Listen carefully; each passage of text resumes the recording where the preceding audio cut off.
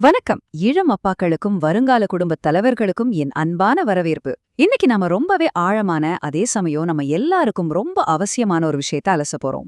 அதாவது ஒரு குடும்பத்துல ஆண்களுக்கான உண்மையான பலம்னா என்ன அப்படிங்கறத பத்தி சில அருமையான மூலக்கட்டுரைகளை வச்சு இன்னைக்கு நம்ம பார்க்க போறோம். இது வெறும் வார்த்தைகள் கிடையாதுங்க, வாழ்க்கைக்கு ரொம்பவே தேவையான ஒரு வழிகாட்டி.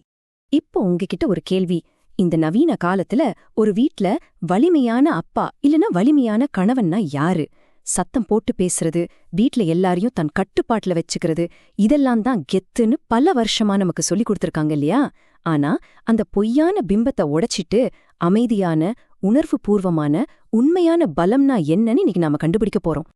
சரி, விஷயத்துக்குள்ள நேரடியாக போயிடலாம். இன்னைக்கு நாம பார்க்க போற அந்த 5 முக்கிய தூண்கள் இதோ. 1. வலிமையின் உண்மையான அர்த்தம். 2. மௌனத்தின் சக்தி. 3. உண்மையான ஆண்மையை மறுவரையறை செய்தல். 4. இருப்பதில் திருப்தி காண்பது. அப்புறம் 5. விடாமுயற்சி தரும் வெற்றி.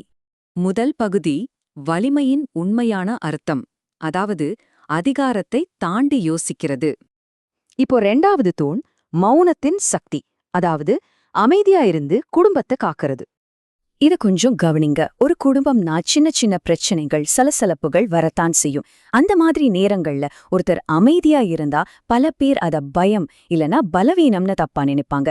ஆனா உண்மையில குழப்பமான நேரங்கள்ல ஆண்கள் அமைதியா இருக்கிறது பயத்தால கிடையாது, தேவையில்லாத சண்டைய தவிர்க்கவும் உறவை பாதுகாக்கவும் அவங்க எடுக்கிற ஒரு மிகச்சிறந்த அன்பான உத்தியது.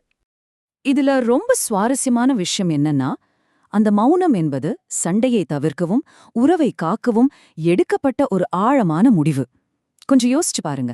கோபத்துல வார்த்தைகளை கொட்டுறதை விட அந்த உறவோட மதிப்பை உணர்ந்து அமைதியா இருக்கிறது எவ்வளவு பெரிய மன முதிர்ச்சி. இத ஒரு பலவீனமா நினைக்காம உங்க குடும்பத்தை காக்குற ஒரு கவசமா நீங்க பார்க்கணும். 3வது பகுதி உண்மையான ஆண்மையை மறுவரையறை செய்தல், அதாவது ஆதிக்கம் கிடையாது, அன்பு மட்டும்தான். இந்த வரிகளை படிக்கும்போதே எனக்கு அவ்வளோ ஆச்சரியமா இருந்துச்சு. அதிகாரம் செலுத்துவது ஆண்மை அல்ல, தூய அன்பால் ஒரு பெண்ணின் அச்சத்தை நீக்கி அவளை சுதந்திரமாக சுவாசிக்கச் செய்ததே உண்மையான ஆண்மை. எவ்ளோ அழகான முற்போக்கான பார்வை பாருங்க.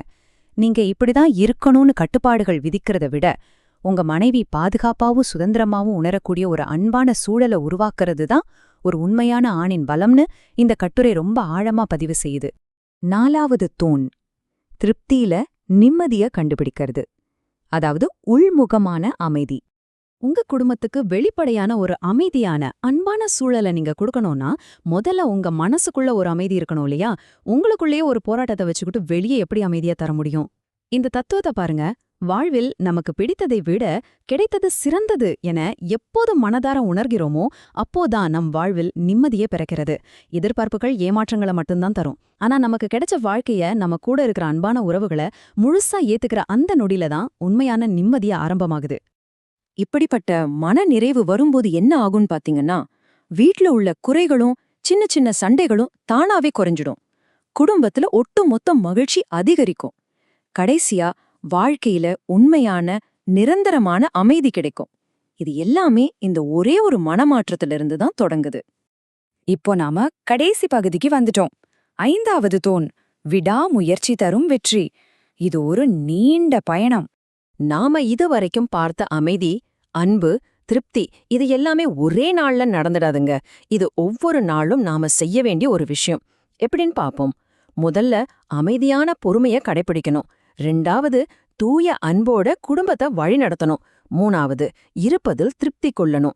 இந்த 3 விஷயங்களையும் தினமும் நீங்க தவறாம செஞ்சீங்கன்னா அது உங்களை 4வது படியான மிகப்பெரிய குடும்ப வெற்றிக்கு கொண்டு செல்லும். கடைசியா இந்த வரிய உங்க மனசுல ரொம்ப ஆழமா பதிய வச்சுக்கோங்க. உங்களது விடாமுயற்சியே ஒரு நாள் மிகப்பெரிய வெற்றியாக மாறும். நான் ஒரு வழிகாட்டியா உங்களுக்கு உறுதியளிக்கிறேன். ஒவ்வொரு நாளும் உங்க கோபத்தை அடக்கி அமைதியை காத்து அன்பை மட்டுமே வெளிப்படுத்தி நீங்க போடுற அந்த உணர்வுபூர்வமான முயற்சி இருக்கே, அது ஒருபோதும் வீண் போகாது. அது உங்க குடும்பத்தை ரொம்பவே அழகான, சந்தோஷமான ஒரு இடத்துக்கு கொண்டு போகும். இப்போ உங்ககிட்ட ஒரு கேள்வியோட நான் இதை நிறைவு செய்றேன். இன்னைக்கு உங்க வீட்ல இந்த அமைதியான பலத்தை நீங்க எப்படி காட்ட போறீங்க?